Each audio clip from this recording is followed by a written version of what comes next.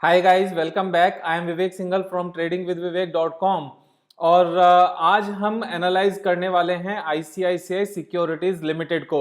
तो ICICI securities limited को यहाँ पर आज एनालाइज करने के जो रीजंस हैं मैं आपको वो भी बताऊंगा, इसका बिजनेस भी समझेंगे और यहाँ पर कितनी ग्रेट अपॉर्चुनिटी है एक्चुअल में हम वो भी समझेंगे। तो एक एक करके तीनों चीजों को समझेंगे, बिजनेस समझेंगे, फिर उसके बाद में फाइनेंशियल्स को देखेंगे, उसके बाद में हम टेक्निकल एनालिसिस को देखेंगे और फिर हम आगे इसको देखेंगे कि इसमें अपॉर्चुनिटी क्या है आज की डेट में। लेकिन आगे बढ़ने से पहले मैं दो चीज जरूर कहूंगा। एक तो अगर आपने सब्सक्राइब नहीं किया है चैनल को तो सब्सक्राइब जरूर कर लें, क्योंकि सब्सक्राइब करने के बाद में आपको यूट्यूब पर मेरी डेली की वीडियोस वो अपने आप से दिखा देता है। मैं डेली 5 o'clock एक वीडियो लेकर आता हूं अपनी और आपकी ट्रेडिंग एंड इन्वेस्टिंग स्किल्स को पॉलिश करने के लिए। तो और दूसरा मेरा कहना यह है कि यहां पर मेरी कोई भी स्टॉक रिकमेंडेशंस नहीं है, ना बाय करने की ना सेल करने की। मैं एक आपको ये एनालाइज कैसे करते हैं ये चीज सिखाने की कोशिश कर रहा हूं। So this is an educational video and not a recommendation to buy और सेल।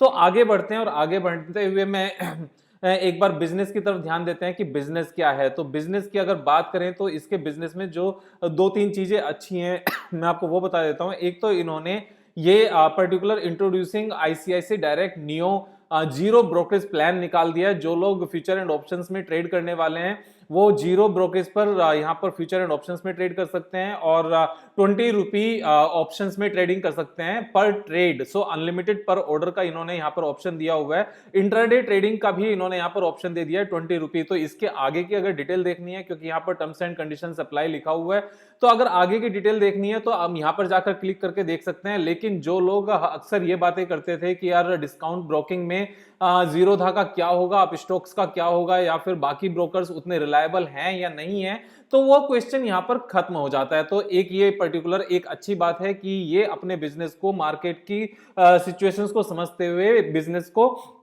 आगे लेकर चलने के लिए यहां पर तैयार हैं। फिर उसके बाद में एक और जो नया पॉइंट है वो ये है कि यहां पर ये इन लोगों ने कमोडिटीज डेरिवेटिव्स में भी ट्रेडिंग स्टार्ट करा दी है। तो ये भी एक सेगमेंट है। और उसके बाद में जो एक और नया है वो ये है कि इसके थ्रू हम जो यूएस में कंपनीज हैं उनमें भी अकाउंट ओपन करके इन्वेस्ट कर सकते हैं। Apple, Microsoft, Twitter, Coca Cola, यानी कि हम यूएस की कंपनीज में भी इन्वेस्टमेंट कर सकते हैं। सिर्फ हमें आईसीआईसीआई डायरेक्ट ग्लोबल में जाकर अकाउंट ओपन करना है। करंटली ये सर्विस आईसीआईसीआई सिक्योरिटीज भी देती है और मोतीलाल ओसवाल भी देते हैं और एचडीएफसी सिक्योरिटीज भी देती है। तो ये ऑप्शंस भी यहाँ पर अवेलेबल हो गए हैं। अगर हम उसके बाद बिजनेस की और बाकी बात करें तो क्या क्या बिजनेसेस हैं, तो यहाँ पर बिजनेसेस में इनके पास रिटेल एक्विटी है और रिटेल एक्विटी में यानी कि जो ब्रोकिंग बिजनेस है वो आ जाता है। उसके बाद में फाइनेंशियल प्रोडक्ट्स डिस्ट्रीब्यूशन का बिजनेस आता है। फाइनेंशियल प्रोडक्ट डिस्ट्रीब्यूशन में ये म्यूचुअल फंड डिस्ट्रीब्यूशन में भी हैं और उसके बाद में it's digital loans offers personal loan, credit cards, top up on home loans, auto loans, top up through ICICI direct. तो आईसीआईसीआई डायरेक्ट के थ्रू इन्होंने ये सारे लोन्स भी यहां पर देने शुरू कर दिए हैं। तो जो पहले इनका काम सिर्फ और सिर्फ इक्विटी का था वो यहां पर इन्होंने लोन का भी शुरू कर दिया है। और लोन के शुरू करने के साथ में यहां पर इन्होंने लिखा है आईसेक यानी कि ICICI securities has curated 12 loan products like home loans, loans against property, lease, rental, discounting, business loans, SME loans, personal loan, credit cards, auto loans, two-wheeler loan, loan against securities, remittances and forex services for its customers, establishing itself a one-stop shop for all our customer financial need from investment to protection to borrowing. तो यहां पर इन्होंने जितने भी इनके ICICI direct के customers हैं उनको बाकी सारी चीजें भी यहीं पर प्रोवाइड करानी शुरू कर दी हैं, जिससे एक चीज पता चल जाती है कि कस्टमर को कोई भी नीड है तो वो यहीं से ले सकता है। उसके बाद ये ऑल्टरनेटिव इन्वेस्टमेंट फंड और उसके बाद में पीएमएस सिक्योरिटी जो सोवरिन गोल्ड बॉन्ड्स हैं, एनपीएस हैं, उन सब का भी है डिस्ट्रीब्यूशन। तो डिस्ट्रीब्यूशन के पास सारा है। प्राइवेट वेल्थ मैनेजमेंट में ये हैं और उसके बाद में इंस्टीट्यूशनल इक्विटीज भी है एंड कॉर्पोरेट फाइनेंस भी है। तो यहाँ पर जो इन्होंने फाइनेंसिंग का ये साथ में एक कॉम्बिनेशन रखा है ना, ये अपने आप में बहुत सुपर्ब है। और इसी के चलते जब हम इसमें सिक्योरिटीज, आईसीआईसीआई सिक्योरिटीज के अगर हम फाइनेंशियल्स पर जाते हैं तो फाइनेंशियल्स पर यहाँ पर बैलेंस शीट में एक चीज देखने को मिलती है कि यहाँ पर जो इनके लोन है वो सडनली एकदम से इंक्रीज होने शुरू हो गए हैं पिछले 2 सालों में, 1.5 सालों में। तो यहां पर इसका रीजन ये है कि इन्होंने इस पर्टिकुलर सिचुएशन को, इस पर्टिकुलर प्रोडक्ट को पुश करना शुरू किया है 2019 के बाद से। अब 2019 के बाद से जब इन्होंने पुश करना शुरू किया है तो जो इनकी ग्रोथ यहां पर स्टैग्नेंसी नजर आ रही थी उसमें सडनली जंप देखने को आपको मिला है कि सेल्स इनकी एकदम से बढ़ गई है और जो नेट प्रॉफिट है वो एकदम से यहां पर बूस्ट किया है। और ये जो बूस्ट किया है ना, ये काफी हाई स्पीड से लगातार बूस्ट करते हुए यहां से जा सकता है। ये जरूरी नहीं है कि यहां पर रुक जाएगा।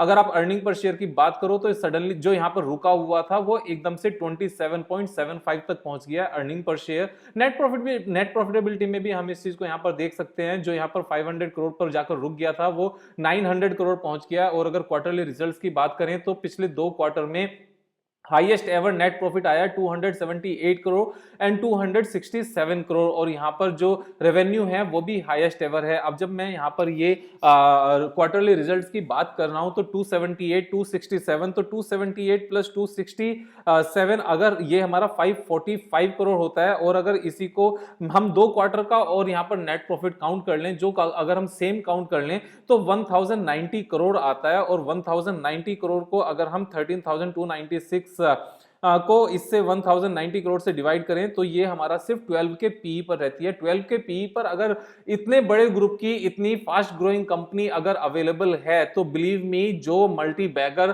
कंपनीज बनती हैं, जिस तरह से बजाज फाइनेंस बना है, बजाज फिनसर्व बना है, और जिस तरीके से बाकी कंपनीज मल्टी बैगर बन जाती हैं और बहुत स्पीड से लगातार अगले 4, 5, 6 साल तक कई गुना हो जाती हैं, 10 गुना हो जाती हैं, 12 गुना हो जाती हैं, तो वो यहां पर इसमें साफ साफ नजर आता है। और ये शुरुआत है। अब यहां पर जो एक और बहुत इंपॉर्टेंट पॉइंट है वो मैं आपको फाइनेंशियल्स के साथ क्लब करके बताऊंगा। वो क्या है कि आईसीआईसीआई सिक्योरिटीज जब अगर मान लो इतना अच्छा है तो उसके इतने अच्छे होने के बाद भी ये यहां पर इस तरीके से ट्रेड ये नीचे ही क्यों आता जा रहा है और यहां से उठना शुरू क्यों नहीं हुआ इतने लंबे टाइम से। मतलब पिछले 2 क्वार्टर से। मैं एक बार पहले बाकी मूविंग एवरेजेस यहां से हटा देता हूं और ये 200 डे मूविंग एवरेज को मैं यहां पर लगाकर रखता हूं। तो एक जो चीज मैं हमेशा कहता हूं कि 200 डे मूविंग एवरेज के नीचे चीजें अच्छी हो जाती हैं, लेकिन यहां पर अगर ये चीजें इतनी अच्छी थी तो जुलाई से लेकर यहां तक जबकि मार्केट इस पीरियड में बहुत ऊपर गई है तो ये ऊपर क्यों नहीं गया और अभी ये क्यों ऊपर जाने शुरू करेगा। तो मैं आपको उसके पीछे के एग्जैक्ट रीजन बताता हूं कि अगर आप इसके शेयर होल्डिंग पैटर्न पर जाकर देखोगे तो आपको, हम सबको पता है कि मैक्सिमम कैपिंग जो है वो 75% की है जो प्रोमोटर के पास हो सकती है। तो अब यहां पर जून में यहां पर अगर आप शेयर होल्डिंग पैटर्न देखोगे प्रोमोटर्स का तो शेयर होल्डिंग प्रोमोटर्स के पास 79.22% था। उसके बाद इन्होंने इसको कम किया, 77.22% किया। उसके बाद में इन्होंने 75 पर लाकर खड़ा कर दिया। तो अभी जो हमारे पास है जितना भी है वो 75% है प्रोमोटर्स के पास, जो अब इनको फर्दर रिड्यूस करने की जरूरत नहीं है। तो इन्होंने 2 क्वार्टर्स में अपनी शेयर होल्डिंग को यहां पर कम करके रख दिया है और ये यहां पर ले आए हैं जो इनकी मैक्सिमम कैपिंग है। अब उसके बाद इनको फर्दर यहां पर सेल आउट करने की जरूरत नहीं है ड्यूरिंग दिस पीरियड। ये वाली जो है ये पब्लिक को इन्होंने मार्केट में बेचा है। आप अगर देखोगे तो इन्होंने यहां से जितना भी सेलिंग आई है इसको पब्लिक को बेच दिया है। और पब्लिक को अगर हम देखें तो 10.47% इनके पास आज की डेट में है। तो यहां पर इसके रीजन ये है। और अगर ये पिछले जून क्वार्टर से लेकर दिसंबर तक अगर प्रोमोटर्स ने अपनी होल्डिंग को पब्लिक को बेचा है तो यही रीजन है कि पिछले जून से लेकर अभी तक आप इस पूरे पीरियड में अगर आप देखोगे जून से लेकर अभी तक यहां पर ये क्यों नहीं ऊपर गया जबकि मार्केट ऊपर गई, क्योंकि ये प्रेशर में था और यहां पर धीरे धीरे रोक के अपनी इस होल्डिंग को निकाला गया है और वो निकालना इनकी मजबूरी थी। अदरवाइज तो ये एक लंबे टाइम से यहां पर इस होल्डिंग को लेकर बैठे हुए थे, बहुत लंबे टाइम से। अब क्योंकि मार्केट में प्रोमोटर्स की सेलिंग बिकॉज ऑफ रेगुलेशंस खत्म हो गई है, बंद हो गई है, तो अब ये बिल्कुल परफेक्ट टाइम है जब ये यहां से ऊपर जाना शुरू कर सकता है। और यहां पर इतने लंबे टाइम से जो दिसंबर 19 से लेकर अभी फेब 21 तक जो ये टाइम निकला है, पिछले 15 मंथ्स निकले हैं और यहां पर कोई पैटर्न में ग्रोथ नजर नहीं आई। पैटर्न में ग्रोथ क्या, जो इनकी स्टार्टिंग थी जहां पर ये लिस्ट हुआ था एक्चुअल में तो ये वहीं पर अवेलेबल है।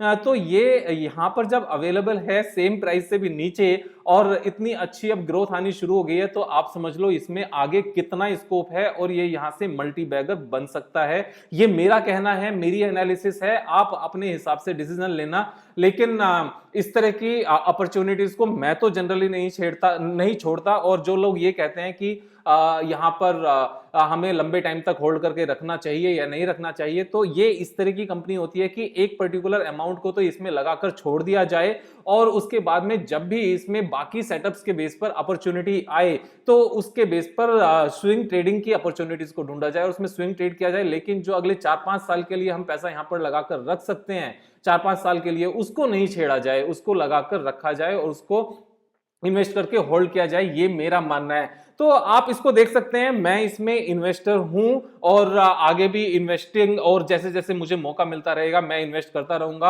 आप अपने हिसाब से डिसीजन लेना। सब्सक्राइब नहीं किया तो सब्सक्राइब जरूर कर लेना और यहां पर इन्वेस्ट करके मैं मजे करने वाला हूं। आप अपने हिसाब से डिसाइड करना कि मजे करने हैं या नहीं करने हैं। Thank you so much, have a nice day. कल फिर मिलेंगे ठीक 5 बजे। Love you all.